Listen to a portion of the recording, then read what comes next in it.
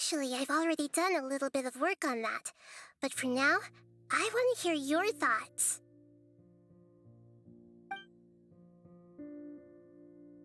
I've already tried that, but all the key members of the Academia, even the core 30 guards, intentionally avoid wearing their Akasha terminals. It seems that from the very beginning, they've been guarding against info leaks from the Akasha. Of course, it could also be because they're wary of me. Have you already caught the sage's attention? I'm guessing not yet, but distrusting me would make perfect sense if they've ever paid attention to the urban legends about me. In any case, I probably can't take over their minds directly.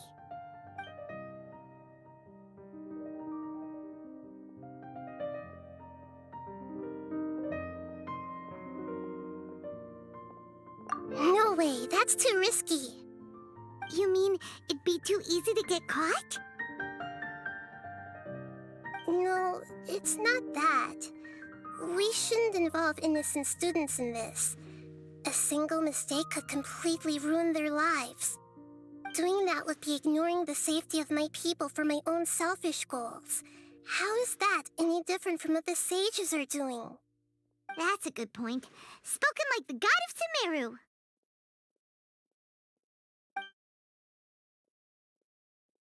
We're in the dark as of now. Since we still don't know anything about their goals, any rash move could tip them off and lead to terrible consequences. After all, every person in Sumeru City is one of their hostages.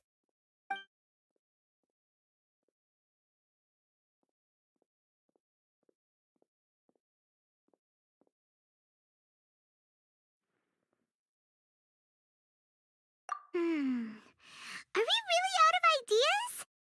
Nahida, you're super smart, so you already have something in mind, right? Don't keep us in suspense. Spill the beans already. According to a popular theory from the Vahumana Darshan of the Academia, rejecting impractical motions at the beginning of a planning session will give more weight to the actual proposal. Okay, but aren't you the god of wisdom? You don't have to use that kind of gimmick to make us take your ideas seriously.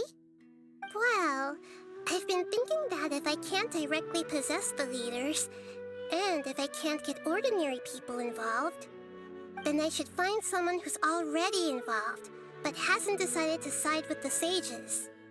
You're saying we should recruit a spy? That does sound like it could work. Oh, before coming back, we met someone named Alhaitham. He seems like he acts alone, and he likes doing stuff behind the Academia's back. They probably aren't in cahoots. Actually, I already have someone in mind. Do you still remember that female scholar named Setaria? Setaria. Paimon remembers now. Isn't she the one who's always trailing behind the Grand Sage of the Academia? We ran into her basically every time the Sub-Zero's festival repeated itself. You could even say we're old enemies by now. Paimon still remembers the smug and mean way she always spoke to Nilou. I've always liked observing all kinds of people, and Setaria has always stood out from the crowd. She was born in the desert and was hailed as their greatest genius. Her academic gifts allowed her special admission into the Academia, and also gave her the opportunity to serve as the sage's assistant. Oh, Paimon didn't know she was from the desert. She must be pretty special then. Paimon feels like most of the desert dwellers around the city are working as mercenaries. The name Setaria means star. When she lived in the desert, she shone like the brightest star in the night sky. Later on, she was chosen by the sun. The star was given a place in the daytime sky to complement the sun's dazzling light. Soon after, the star witnessed the sun scorching the earth, which brought forth many disasters. The star began to waver. Instead of staying beside such a sun, wouldn't it be better to return and light up part of the night sky? But in the end, she couldn't give up the radiance of daytime.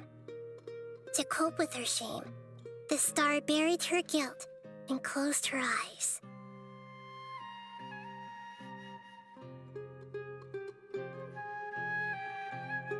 From the sound of it, Sataria's just hung up on the research opportunities here. But she doesn't really support the academia. She still feels guilty about not doing more for the desert, right? She's just running away from her problems. Indeed. When they are presented with complex moral issues, many people will simply plug their ears and go with the flow until the problem can't be fixed anymore. She's suppressing a lot of guilt, but before she realized it, she had already become the sage's accomplice. She can't deny her part in their schemes anymore. Right. We must somehow make her face her problems again. That way, not only can we get useful intel from her, but she can also use it as an opportunity to redeem herself. From my past observations, Setaria will take a day off from the academia every 10 days to do some shopping in the city. Tomorrow afternoon just happens to be a shopping day for her. That'll be our chance.